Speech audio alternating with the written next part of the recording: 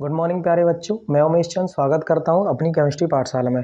प्यारे बच्चों, ये आज का हमारा थर्ड लेक्चर है जिसमें हम प्रथम अध्याय के तीसरे लेक्चर को कंप्लीट करेंगे। इस लेक्चर के अंदर हम तत्व, धातु, अधातु, उपधातु, यौगिक और मिश्रण से संबंधित बनने वाले एमसीक्यू प्रश्न को सॉल्व करेंगे। बेटा IIT JEE और नीट में यहाँ से अभी तक जितने भी प्रश्न पूछे गए, यानी कि किसी भी मेडिकल एंट्रेंस एग्जाम में और इंजीनियरिंग एंट्रेंस एग्जाम में जितने भी एमसीक्यू टाइप के क्वेश्चन पूछे गए, बेसिकली कम ही पूछे जाते हैं यहाँ से क्वेश्चन। लेकिन कभी कभी अभी से लेकर जब से IIT या नीट होना शुरू हुआ है तब से अभी तक जितने भी प्रकार के क्वेश्चन पूछे गए उन क्वेश्चन को मैंने रखने का प्रयास किया और सभी क्वेश्चन को हम क्या करेंगे, कंप्लीट करेंगे क्रमबद्ध तरीके से। आई होप आपको ये क्लास बहुत अच्छी लगेगी। चलो बिना टाइम वेस्ट किए हुए क्लास की तरफ रुख करते हैं। प्यारे बच्चों, हमारा जो पहला क्वेश्चन है वो क्या है, तत्व किसे कहते हैं। तत्व किसे कहते हैं तो आपको चुनना है। पहला ऑप्शन कहता है दो या अधिक पदार्थों का मिश्रण, तो ये हमारा 1 सेकेंड सेटिंग। पहला ऑप्शन इसका है दो या अधिक पदार्थों का मिश्रण, तो ये हमारा ऑप्शन कैसा है, रॉन्ग है। दूसरा ऑप्शन है केवल एक ही प्रकार के परमाणुओं से बना शुद्ध पदार्थ, हाँ ये ऑप्शन हमारा सही है।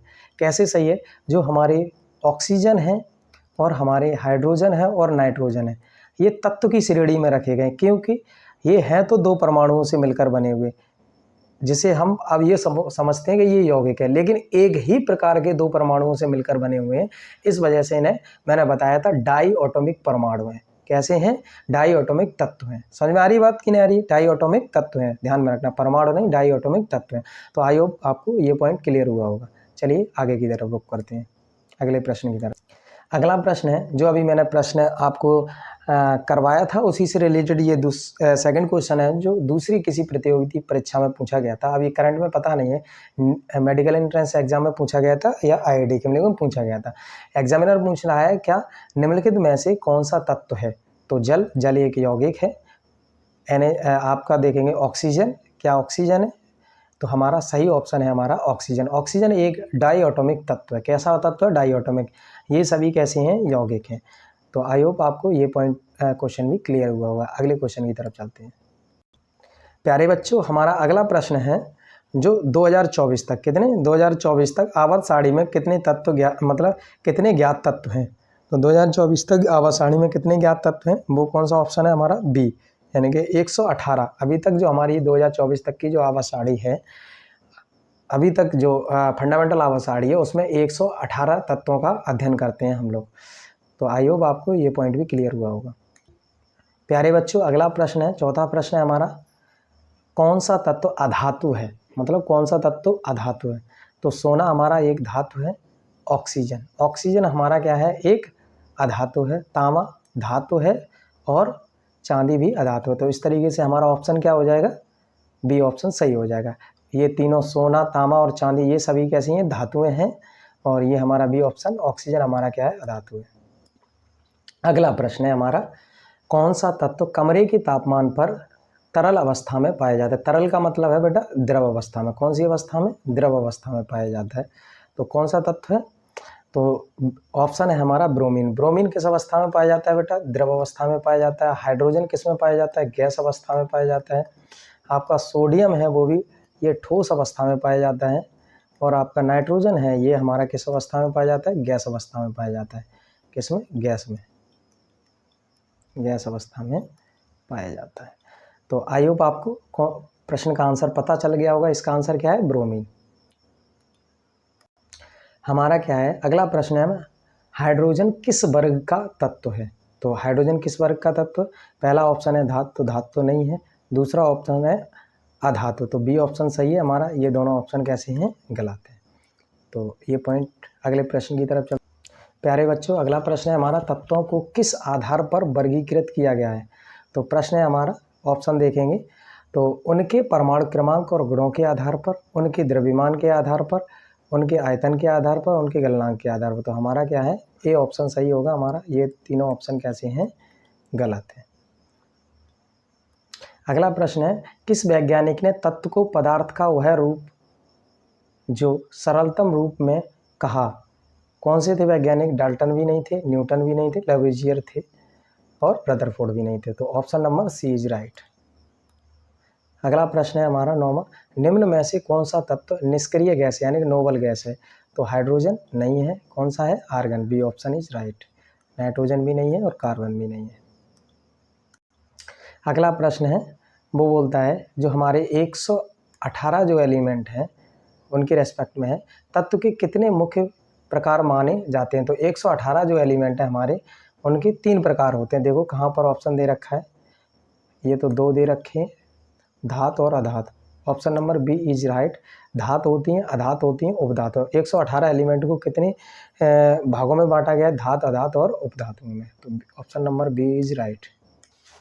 अगला प्रश्न है, धातुओं का सबसे प्रमुख भौतिक गुण है?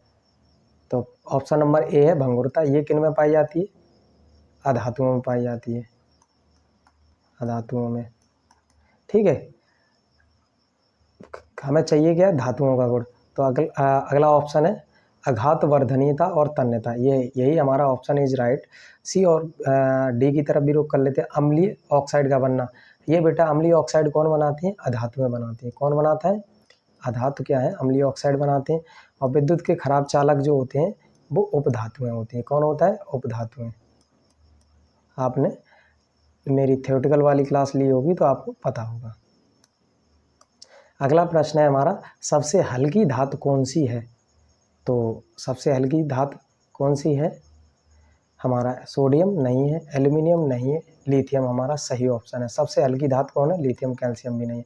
यहाँ पर एक क्वेश्चन और आप ध्यान रखना, जो सोडियम है और पोटेशियम है कि इसका परमाणु क्रमांक 11 होता है और इसका परमाणु क्रमांक 19 होता है। इनका इसका 11 और इसका 19। लेकिन ये जो है सोडियम भारी होती है और पोटेशियम हल्की होती है। कई बार पूछा गया क्वेश्चन है, ध्यान रखना इस बात को। ठीक है, तो नोट कर लेना इस बात को। इसका सोडियम का घनत्व ज़्यादा होता है, पोटेशियम का घनत्व कम होता है। जबकि पोटेशियम का घनत्व ज़्यादा होना चाहिए था सोडियम के घनत्व से। बेटा अगला प्रश्न है हमारा, कौन सी धातु कमरे के ताप पर द्रव रूप में पाई जाती है? तो ऑप्शन नंबर ए कहता है सोडियम नहीं पाई जाती। बी कहता है पारा यानी कि Hg, मरकरी जिसे बोलते हैं। तो option number B is right. Caesium भी नहीं पाई जाती और गैलियम भी नहीं पाई जाती। तो A B option is right. अगला प्रश्न है, किस धातु का गलनांक सबसे अधिक होता है? ऑप्शन नंबर ए कहता है सोना नहीं, चांदी नहीं। C option is right. Tungsten. Tungsten इसीलिए जो बल्ब के फिलामेंट होते हैं वो टंगस्टन से बनाए जाते हैं, प्लेटिनम भी नहीं होता है। तो सी ऑप्शन इज राइट। अगला क्वेश्चन कह रहा है हमारा, कौन सी धातु विद्युत की सबसे अच्छी चालक है? तो कौन सी धातु है जो सबसे अच्छी चालक है? वो है हमारा गोल्ड। ये ध्यान में रखना है आपको। जो सोना है वो सॉरी सोना नहीं, चांदी। कौन सा? थोड़ा मैं रॉन्ग आंसर दे दिया मैं आपको। सोना नहीं, कौन सा है? चांदी। सी ऑप्शन इज राइट होगा इसका। बेटा अगला प्रश्न है हमारा, कौन सी धातु सोडियम और पोटेशियम पानी पर तैर सकती है? यहाँ कौन सी धातु नहीं होगी? मेरे से मिसप्रिंट हो गई टाइप करते हुए क्वेश्चन को। यहाँ पर होगा धातु सोडियम और पोटेशियम पानी पर क्यों तैर सकती है? होगा पानी पर, यहाँ पर मैं लिखे दे रहा हूँ क्यों, करेक्शन कर लेंगे ये, क्यों तैर, आगे लिखा हुआ है क्यों तैर सकती है। तो यहाँ पर जुड़ेगा वो क्यों, क्या जुड़ेगा बेटा? क्यों जुड़ेगा। ठीक है, क्यों तैर सकती है, ये बात ध्यान रखना है आपको। ठीक है, अब इसका आंसर होगा पानी पर क्यों तैर सकती हैं? अधिक घनत्व के कारण नहीं। घनत्व क्या कैसा होना चाहिए? कम होना चाहिए। तो ऑप्शन नंबर इज बी जो है हमारा वो सही ऑप्शन होगा। ठीक है, हमारा अगला प्रश्न है, कौन सी धातु शरीर के रक्त में हीमोग्लोबिन बनाने के लिए आवश्यक है? कैल्शियम नहीं। कौन सा? लोहा। Fe आयरन जो होता है वो हीमोग्लोबिन बनाने के लिए आवश्यक होती है। बकाया सारे ऑप्शन रॉन्ग है। ठीक है, तो बी ऑप्शन इज राइट। अगला प्रश्न है हमारा, कौन सी धातु अत्यधिक तन्य और आघातवर्ध्य है? तो ये आपको देखना है। तो कौन सी धातु है? हमारा ए ऑप्शन है हमारा राइट। सोना जो होता है सबसे ज़्यादा आघातवर्धनीय और तन्यता वाला गुण रखता है। इसीलिए जो आभूषण बनाए जाते हैं बेटा, उनमें क्या किया जाता है? गर्मी बहुत ज़्यादा है, जो आभूषण बनाए जाते हैं उनके अंदर हम कॉपर मिक्स करते हैं। ठीक है, आभूषण बनाने वाले जो सोनार लोग होते हैं वो क्या करते हैं, इसीलिए सोने में आभूषण बनाते समय किसका मिश्रण करते हैं? कॉपर का, जिससे उसके अंदर क्या आती है? थोड़ी कठोरता आती है। ठीक है, अगला प्रश्न है हमारा, मिश्र धातु पीतल किन धातुओं का मिश्रण है? तो हमारा ऑप्शन ए कहता है तांबा और टिन का, नहीं, तांबा और जस्ता का। Option number B is right. आगे चलते हैं हम। अगला प्रश्न है हमारा 20वां, कौन सी धातु वायु और नमी के संपर्क में आने पर तुरंत प्रतिक्रिया करती है? तो सोना तो क्या है, प्रतिक्रिया करती नहीं है। तांबा करता है लेकिन हरे रंग का इस पर कवरिंग चढ़ती है इस पर। सोडियम और लोहा, लोहा वो बोल रहा है तुरंत प्रतिक्रिया कौन करता है? तो तुरंत सबसे तेज़ी से जो प्रतिक्रिया है इन चारों ऑप्शन में सबसे तेज़ी से कौन करता है? वो है हमारा बेटा सोडियम। यानी कि सबसे ज़्यादा जो क्रियाशील होगा वही प्रतिक्रिया सबसे तेज़ी से करेगा। ठीक है, ध्यान रखना इस बात को। आप क्या समझ बैठेंगे लोहे को कि लोहा के जंग लगा लेता है? नहीं, ऐसा नहीं है बेटा। जो धातु जितनी ज़्यादा क्रियाशील होगी वो ऑक्सीजन के साथ में उतनी जल्दी से ऑक्साइड बनाएगी। ठीक है, तो सोडियम ज़्यादा क्रियाशील होता है इन चारों की तुलना में। बेटा हमारा क्या दे रखा है? अगला प्रश्न है अधातुओं का सबसे सामान्य गुण कौन सा है? तो ऑप्शन नंबर ए कहता है तन्यता और आघातवर्तनीयता। ये किसका गुण है? धातुओं का गुण होता है। तो ये तो ऑप्शन रॉन्ग हो गया। आगे बोल रहा है भंगुरता, तो यही हमारा ऑप्शन बी इज राइट है। आगे भी देख लेते हैं ऊष्मा व विद्युत का अच्छा चालक, तो ये हमारा कैसा है? रॉन्ग है, ये भी रॉन्ग है हमारा। ये धातुओं का गुण होता है। धात्विक चमक, तो ये भी धातुओं में पाई जाती है। तो ये तीनों धातुओं के गुण हैं। केवल भंगुरता हमारा जो है वो किसका है? अधातुओं का लक्षण है। आगे बोलता है अधातुओं के ऑक्साइड प्रायः कैसे होते हैं? तो अधातुओं के ऑक्साइड कैसे होते हैं बेटा? अम्लीय ऑक्साइड होते हैं। तो बी ऑप्शन इज राइट। क्षारीय ऑक्साइड किसके होते हैं? धातुओं के होते हैं। किसके होते हैं? धातुओं के। धातुओं के। और उभयधर्मी जो ऑक्साइड होते हैं वो अधातुओं के होते हैं। ठीक है, एक दो अगर आपने कुछ धातुएं हैं जैसे कार्बन मोनोऑक्साइड, ये हो गया, ये हमारी कैसी है? उदासीन ऑक्साइड है। ठीक है, ध्यान रखना। तो एक दो एक्सेप्शन भी है। जब मैं ये क्लास लूँगा तो आप लोगों को जब मैं पीरियोडिसिटी पढ़ाऊँगा तो वहाँ पे जाके और ज़्यादा डिटेल आपको क्लियर करवाऊँगा। ठीक है, तो आई होप आपको ये प्रश्न क्लियर हुआ होगा। आगे हम चलते हैं। अगला प्रश्न है हमारा निम्न में से कौन अधातु है? तो ए ऑप्शन इज लोहा, तो लोहा धातु है। गंधक, यानी कि गंधक हमारी कैसी है? अधातु है। तो हमारा बी ऑप्शन इज राइट। अगला प्रश्न कहता है हमारा अधातुओं की विद्युत चालकता सामान्यतः कैसी होती है? यहाँ पर कैसी दबा हुआ है तो मैं बोल दे रहा हूँ कैसी होती है। तो विद्युत चालकता कैसी होती है? अधातुओं की विद्युत चालकता तो वो बहुत अच्छी होती है? नहीं। मध्यम होती है? नहीं। बहुत खराब होती है। केवल एक अधातु है जिसे हम क्या बोलते हैं? ग्रेफाइट। क्या होता है? ग्रेफाइट। यही केवल विद्युत का स्वचालक होता है, मगर सभी कैसे होते हैं? विद्युत के अचालक होते हैं। अगला प्रश्न है हमारा कौन सा धातु विद्युत का चालक होता है? तो बोलता है सल्फर, सल्फर नहीं। फास्फोरस, फास्फोरस भी नहीं।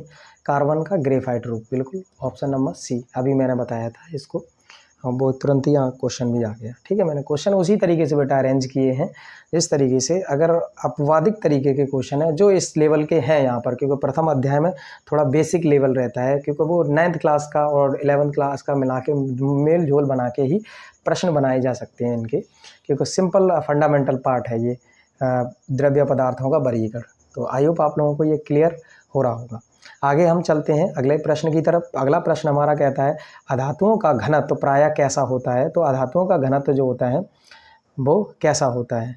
तो बेटा अब बहुत अधिक होता है, बहुत कम होता है, धातुओं के बराबर होता है, कोई निश्चित नहीं है। तो हमारा कैसा होता है? कम होता है। धातुओं का जो घनत्व होता है वो कैसा होता है? धातुओं से कैसा होता है? कम होता है। तो बी ऑप्शन इज राइट। लेकिन आप लोगों को बता दें एक आपका हीरा, क्या हीरा, जिसका घनत्व तो बहुत ही ज़्यादा होता है, ध्यान रखना, बहुत ज़्यादा होता है, ये एक्सेप्शनल केस है। ठीक है, हीरा और ग्रेफाइट। आगे प्रश्न कहता है अधातुओं का गलनांक और क्वथनांक प्रायः अधिक होता है? तो अधिक तो नहीं होता, कम होता है। B option is right. बहुत अधिक होता है, ये भी गलत है। धातुओं के बराबर होता है, ये भी गलत है। B option is right. अगला प्रश्न कहता है हमारा कौन सा धातु, 1 सेकेंड। अगला प्रश्न है हमारा कौन सा अधातु कमरे के तापमान पर द्रव अवस्था में पाया जाता है? तो कौन सी अधातु है बेटा कमरे के ताप पर? जो ब्रोमीन है वो द्रव अवस्था में पाई जाती है। ठीक है, आप देखेंगे क्लोरीन है वो गैस अवस्था में पाई जाती है, ऑक्सीजन है गैस अवस्था में, गंधक होता है वो ठोस अवस्था में पाया जाता है। ध्यान रखना, किसमें? ठोस में। ये दोनों किस अवस्था में पाई जाती हैं? ये बेटा पाई जाती हैं गैस अवस्था में। और हमारा ये जो ब्रोमीन है वो किस अवस्था में पाया जाता है? द्रव अवस्था में पाई जाती है कमरे के तापमान। ठीक है, आगे भी दे रखा है सबसे कठोर अधातु कौन सा है, तो गंधक नहीं, गंधक नहीं। कौन सा, बी ऑप्शन हीरा सबसे ज़्यादा कठोर है। मैं ऑलरेडी पहले एक्सप्लेन कर चुका हूँ इस चीज़ को।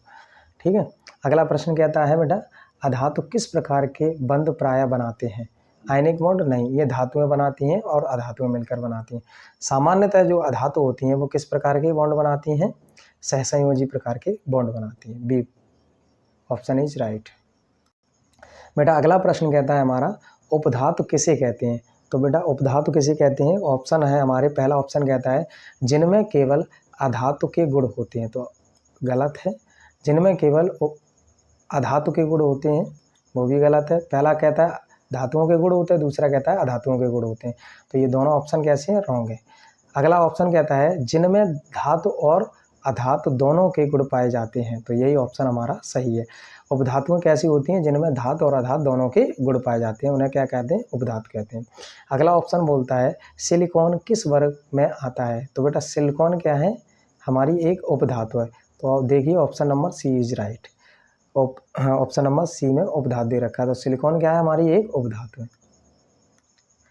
अगले हमारा प्रश्न है उपधातुओं का सबसे बड़ा उपयोग कहाँ होता है, तो उपधातुओं का सबसे बड़ा उपयोग ऑप्शन नंबर ए कहता है खाद बनाने में नहीं, सेमीकंडक्टर बनाने में। सेमीकंडक्टर इंडस्ट्री है वो किस बात पर निर्भर करती है कि किस देश के पास में कितने उपधातुएं उपस्थित हैं। सेकेंड बस। अगला प्रश्न है हमारा निम्न में से कौन सा तत्व उपधातु है, तो आप ऑप्शन देखेंगे आर्सेनिक, ऑक्सीजन, कैल्शियम और सोडियम, तो आर्सेनिक इज राइट ऑप्शन। आगे है उपधातुओं के ऑक्साइड प्राय कैसे होते हैं, केवल अम्लीय नहीं, केवल क्षारीय नहीं, उभयधर्मी, ये ऑप्शन सी इज राइट। अगला ऑप्शन कहता है उपधातु किस गुण के कारण आधुनिक इलेक्ट्रॉनिक उद्योग में उपयोगी हैं। आधुनिक इलेक्ट्रॉनिक लिखा है आगे, ठीक है, आधुनिक इलेक्ट्रॉनिक उद्योग में उपयोगी हैं, तो किसके कारण, तन्यता के कारण नहीं, चालकता के कारण नहीं, अर्ध सेमी कंडक्टिविटी के कारण है ये अधिक उपयोगी। ठीक है, अगला ऑप्शन दे रखा है बोरोन किस वर्ग में आता है, तो बोरोन एक उपधातु। देखिए पहला ऑप्शन कहता है धातु, दूसरा ऑप्शन कहता है अधातु, सी ऑप्शन कहता है उपधातु, सी इज राइट। अगला प्रश्न है हमारा उपधातु विद्युत का संचालन किस अवस्था में करते हैं, तो वो बोलता है ठंडे होने पर, उच्च तापमान पर, द्रव अवस्था में और कभी नहीं, तो कौन सा ऑप्शन होगा इसका, तो इसका सही ऑप्शन होगा बेटा बी, उच्च तापमान पर क्या करते हैं, ये विद्युत का संचालन करते हैं। अगले प्रश्न है हमारे यौगिक किसे कहते हैं, तो हमारा ए ऑप्शन है इसका, दो या अधिक तत्वों का भौतिक मिश्रण, नहीं, रॉन्ग, क्योंकि रासायनिक अभिक्रिया के द्वारा यौगिक बनते हैं, तो दो या अधिक तत्वों का निश्चित अनुपात में रासायनिक संयोजन, बी ऑप्शन इज राइट। अगला ऑप्शन है बेटा हमारा पानी H2O किसका उदाहरण है, यानी कि किसका उदाहरण है, मिश्रण का नहीं, यौगिक का मिश्रण उदाहरण है, ये वाटर है वो किसका उदाहरण है, यौगिक का। बेटा जो हमारा अगला प्रश्न है वो क्या है, 41वां प्रश्न, सोडियम क्लोराइड किस प्रकार का यौगिक है, आयनिक यौगिक है, सहसंयोजी यौगिक है, धात्विक यौगिक है या मिश्रण है, तो ए ऑप्शन इज राइट होगा हमारा, कैसा यौगिक है, आयनिक यौगिक है। 42वां क्वेश्चन कहता है यौगिक में तत्व किस प्रकार से जुड़े रहते हैं, भौतिक रूप में, रासायनिक आबंध द्वारा, तो बी ऑप्शन इज राइट होगा। मैंने आपको पढ़ाया है रासायनिक आबंध द्वारा दो या दो से अधिक तत्व आपस में जुड़े होते हैं। आगे दे रखा है कार्बन डाइऑक्साइड किस प्रकार का यौगिक है, तो कार्बन डाइऑक्साइड कैसा है, आयनिक नहीं है, किस प्रकार का है, सहसंयोजी प्रकार का यौगिक है, तो बी ऑप्शन इज राइट।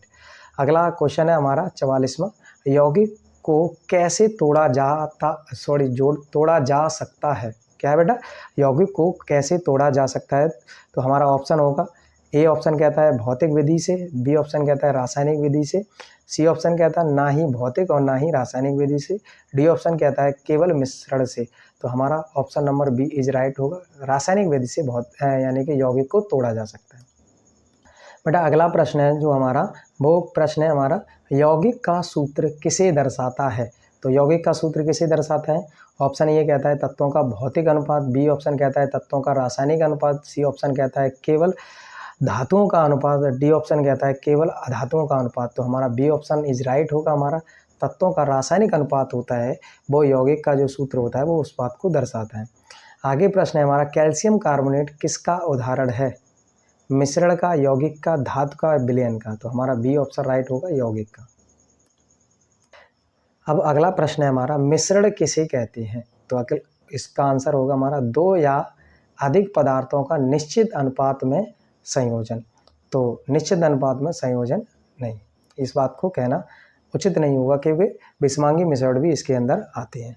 अगला क्या प्रश्न है, ऑप्शन है इसका, इस प्रश्न का अगला ऑप्शन है, दो या अधिक पदार्थों का अनिश्चित अनुपात में भौतिक रूप से मिलना। यही हमारा सही ऑप्शन है, बी ऑप्शन। भौतिक रूप में दो या दो से अधिक पदार्थों को मिलाया जाता है तो क्या प्राप्त बनते हैं? मिश्रण बनते हैं। अगला प्रश्न है हमारा, वायु किसका उदाहरण है? वो बोलता है यौगिक का, मिश्रण का, तत्व का और धातु का, तो हमारा कौन सा होगा? मिश्रण है। वायु जो है वो एक प्रकार का मिश्रण है जिसमें नाइट्रोजन ज़्यादा मात्रा में, ऑक्सीजन भी प्रेजेंट होती है थोड़ी, सबसे ज़्यादा मात्रा में नाइट्रोजन, फिर ऑक्सीजन, फिर कार्बन डाइऑक्साइड और अदर गैसें प्रेजेंट होती हैं। तो वायु क्या है? एक प्रकार का मिश्रण है।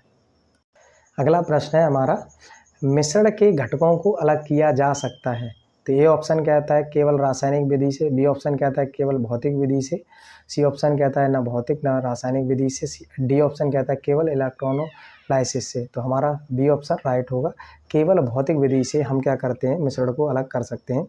अगला प्रश्न है, दूध किस प्रकार का मिश्रण है? समांगी मिश्रण है, विषमांगी मिश्रण है, या फिर यौगिक है या धातु है? बताइए किस प्रकार का मिश्रण है दूध? बताइए, बहुत इजी क्वेश्चन है। दूध किस प्रकार का मिश्रण है? तो कैसा मिश्रण है दूध? विषमांगी मिश्रण है, बी ऑप्शन इज राइट।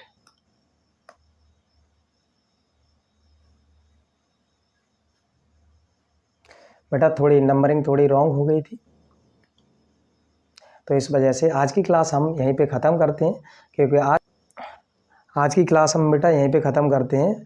आज की क्लास में हमने बेटा क्या किए थे? 50 क्वेश्चन कंप्लीट किए थे।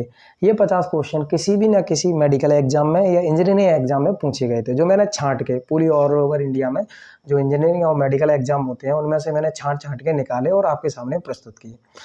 अब जो हम कल की क्लास लेने वाले हैं वो रासायनिक संयोग के नियम पे लेने वाले हैं, जो आपको ये जो क्लास है वो आपको कल जो आपको मिलेगी थ्योरेटिकल क्लास, जो लेक्चर नंबर 4 होगा। तो अगर आपको हमारी जो जानकारी है वो अच्छी लगती है तो अपने साथियों के साथ शेयर करें, चैनल को सब्सक्राइब करें, वीडियो अच्छी लगती है तो लाइक करें और कमेंट करें। Thank you. इसी के साथ विदा लेता हूँ मैं।